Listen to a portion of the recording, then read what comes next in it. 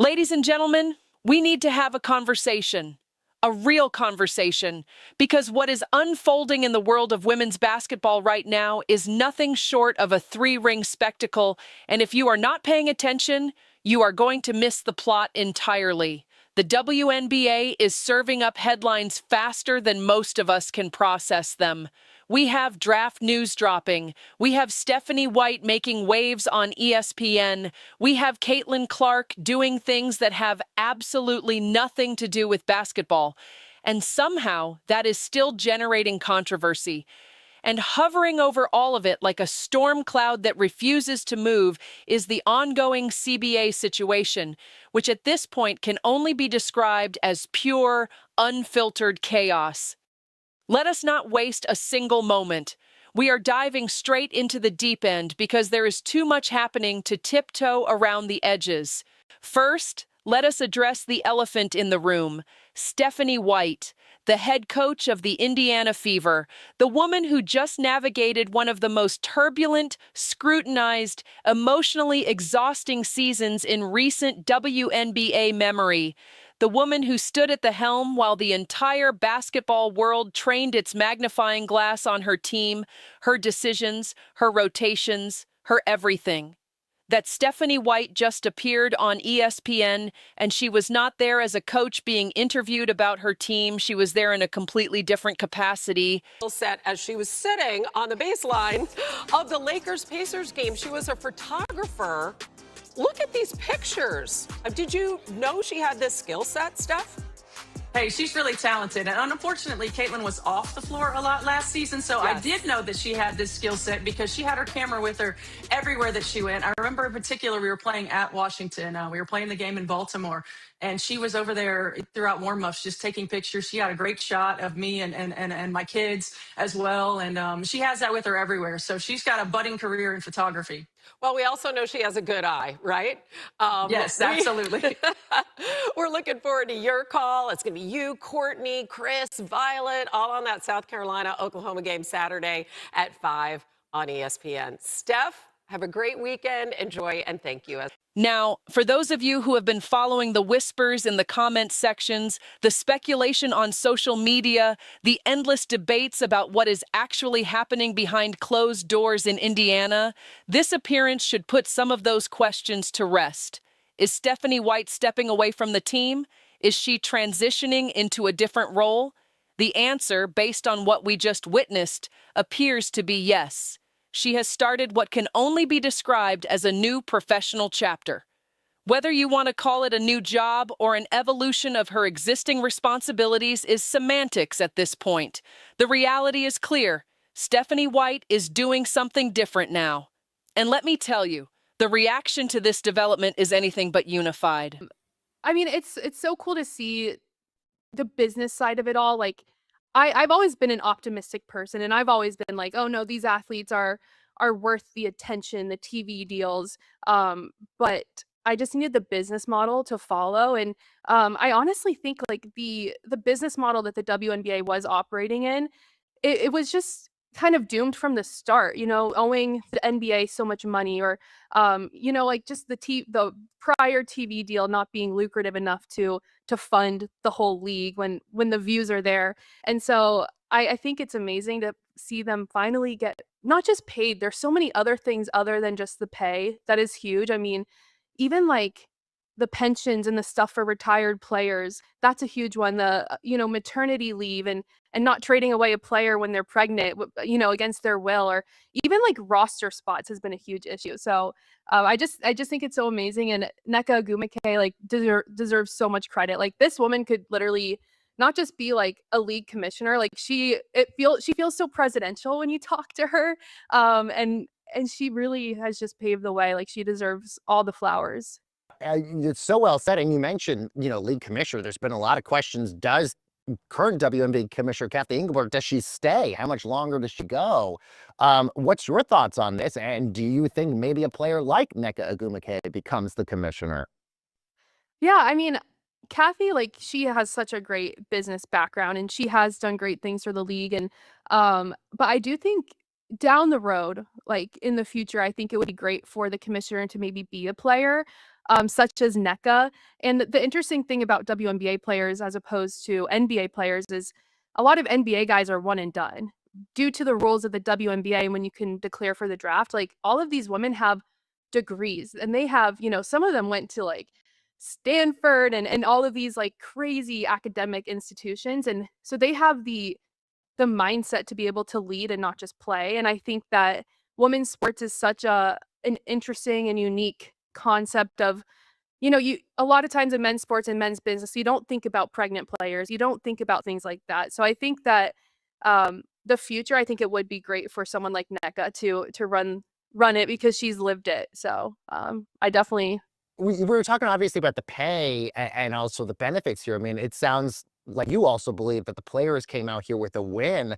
Having said that, what do you think then happens to all these other leagues like a Project B, which Nneka Ogwumike is going to be playing in, or an Unrivaled? Because so many of these players had to utilize those leagues to continue on for the rest of the year to get other forms of payment. Now, where do you sort of see these other leagues, in the status? Do these players even play in these leagues anymore?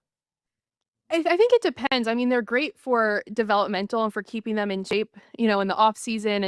And especially with Unrivaled, I feel like they kind of paved the way to show how women's sports can be if you pour in the proper equity, investment, and everything. I mean, it would be an interesting concept because I know like Caitlin Clark, she didn't play in Unrivaled or Project B, and for so many different reasons, but also salary has to be one of them because she does make so much money in endorsements. So it does raise a very interesting question. But I feel like at least with Unrivaled, I think that the players really love playing in Unrivaled. They love because they also have equity in the league, and so they want to see it succeed because then the money just keeps flowing in, and they have great synergy on the court. And I don't know, but it would be interesting to see maybe 10 years down the road, like where these other leagues come in. Totally. So now that we have a CBA, training camp is On one side of the spectrum, you have fans who are genuinely confused. They just watched this team go through the ringer. They invested emotionally in the highs and the lows of last season. They watched Stephanie White make decisions that were questioned by analysts, debated by fans, and scrutinized by everyone with an opinion and an internet connection. And now, in the aftermath of all that turbulence, she appears to be stepping back from the coaching role that defined her public identity. For these fans, the question is simple but loaded. Why now? Why, after everything we just went through, is she making this move at this particular moment? The timing is, to put it mildly, questionable. When you coach a team through a season as intense as the one the Fever just experienced, there is an expectation of continuity. There is an expectation that you will be there to build on whatever lessons were learned, to apply whatever insights were gained, to guide the young talent on your roster through the next phase of their development. Stepping away, even partially, even temporarily, sends a message. And right now, a lot of people are trying to decode exactly what that message is. On the other side of the spectrum, you have those who view this development with a more pragmatic lens. They understand the business of professional sports. They recognize that coaches, like players, have careers to manage. They have financial considerations. They have opportunities that present themselves, and those opportunities do not always align perfectly with the emotional timelines that fans construct in their minds. Getting paid off the court, building a media presence, diversifying your professional portfolio. These are legitimate career moves. They may not satisfy the romantic notion of the coach who lives and dies with every possession, but they are rational decisions made by a professional operating in a professional environment. Some fans might even argue that this is a good thing. Fresh perspectives, new voices. Perhaps the team benefits from a different approach, a different energy, a different set of eyes evaluating what went right and what went wrong. Change is not inherently negative. Sometimes change is exactly what a situation requires. But here is where things get complicated. The Fever are not just any team right now. They are arguably the most watched, most discussed, most polarizing franchise in the league. And that is not because of their coaching staff. That is because of one person, Caitlin Clark. Which brings us to the next chapter of this unfolding saga. Caitlin Clark is not just playing basketball. She is doing photography. Film photography, to be specific. And before you ask why that matters, before you wonder why anyone would care about a basketball player picking up a camera, let me explain exactly why this became a story in the first place. The WNBA, the official league account, posted about Caitlin Clark's photography moment. They highlighted her creative work off the court. They acknowledged her as a multifaceted human being with interests that extend beyond the hardwood. And in doing so, they ignited a firestorm that reveals everything you need to know about the current state of this league and its relationship with its biggest star. The comments section became a battlefield. Supporters rushed in to celebrate the post, praising the league for finally recognizing Clark, for giving her the spotlight she deserves, for treating her like the transcendent figure she has become. These fans saw the post as a step in the right direction, evidence that maybe, just maybe, the WNBA was starting to understand who was driving the bus. But then came the critics. And the critics were not gentle. Some questioned whether the league was being genuine. They suggested that this acknowledgement of Caitlin Clark was not authentic appreciation, but rather calculated PR, a reluctant nod forced by external pressure rather than internal enthusiasm. These skeptics pointed to what they perceive as a pattern of the WNBA being slow to embrace Clark, hesitant to elevate her, resistant to centering her in the league's marketing narrative despite the undeniable evidence that she is the most marketable player they have. Others went further, suggesting that whoever runs the social media accounts might face consequences for posting positively about Clark. They implied that there are factions within the league who view Clark differently than the fans do, who perhaps resent her rapid ascension, who struggle to reconcile her overwhelming popularity with their own contributions to the sport. Whether these implications are fair or accurate is a separate question. The fact that they are being voiced so loudly and so frequently tells its own story. And then there was the speculation about Clark herself. Some wondered whether photography might be more than a passing hobby, whether it connected to something from her academic background, whether there was a deeper story behind the camera in her hands. These are the kinds of questions that emerge when a public figure does something unexpected, something that does not fit the narrow box into which we have placed them. But here is the deeper issue that nobody seems to want to address directly. The fact that the WNBA posting about Caitlin Clark generates this level of controversy, this degree of debate, this intensity of reaction, that tells you everything about the fractured state of the discourse surrounding this league. We have reached a point where celebrating an athlete's off-court interests becomes a political statement.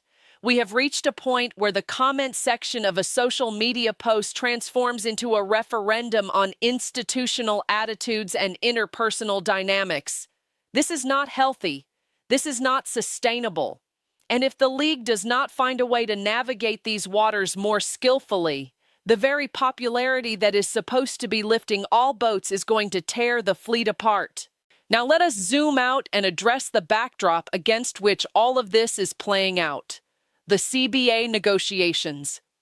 If you have been following this story, you know that circus is not an exaggeration. The relationship between the players and the league has become strained in ways that threaten to undermine everything positive that has happened over the past year. Information keeps emerging about what went down behind the scenes.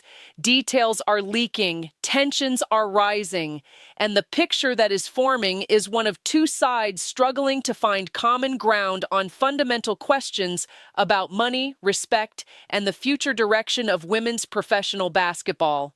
This is the context in which Stephanie White's career move is being evaluated. This is the context in which Caitlin Clark's photography moment is being dissected.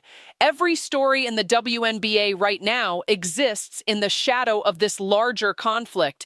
Every decision is being interpreted through the lens of this ongoing battle, and until that battle is resolved, nothing is going to feel settled. The draft is approaching. New talent is about to enter the league. Young women who have dreamed their entire lives of hearing their names called on that stage are preparing for the moment that will define their careers. And they are walking into an environment that is, frankly, a mess. They are inheriting a league that cannot seem to get out of its own way, that generates controversy from the most innocuous content, that loses coaches under ambiguous circumstances, that cannot even celebrate its biggest star without sparking a civil war in the comments. This should be a golden era for the WNBA.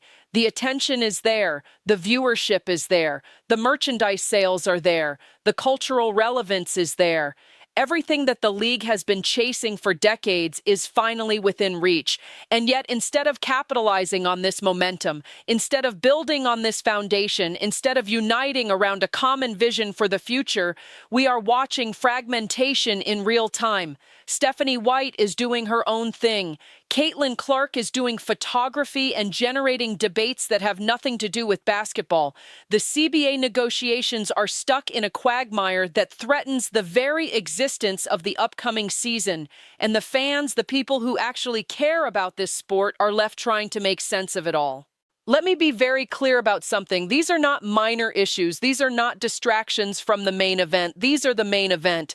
How the league handles the Stephanie White situation will shape perceptions of organizational stability. How the league handles Caitlin Clark will determine whether they can actually leverage her popularity for sustained growth. How the league handles the CBA will decide whether there is even a league to root for in the coming years. Everything is connected. The coaching decisions, the social media posts, the labor negotiations, they are all threads in the same tapestry. Pull one too hard, and the whole thing unravels. So where does that leave us? It leaves us watching. It leaves us waiting. It leaves us hoping that cooler heads prevail, that smarter decisions get made, that the people in positions of power recognize the opportunity in front of them and stop squandering it on petty conflicts and short-sighted thinking. Stephanie White made a choice. Whether it was the right choice will only become clear with time. Caitlin Clark picked up a camera, and somehow that became a referendum on the soul of the league. The CBA remains unresolved, a ticking clock that threatens to explode if someone does not find the courage to defuse it. This is the WNBA in this moment, beautiful and broken, promising and problematic, on the verge of greatness and on the edge of disaster, sometimes in the same breath. If you are a fan, keep watching, keep engaging, keep demanding better. Because this league responds to pressure, it responds to attention, and right now, it needs all the pressure and all the attention it can get to navigate through this storm without capsizing. Let me know your thoughts on everything we discussed. Drop your comments, share your perspectives, and make sure you are subscribed because this story is far from over. We are just getting started, and the next chapter is going to be wild. Stay tuned.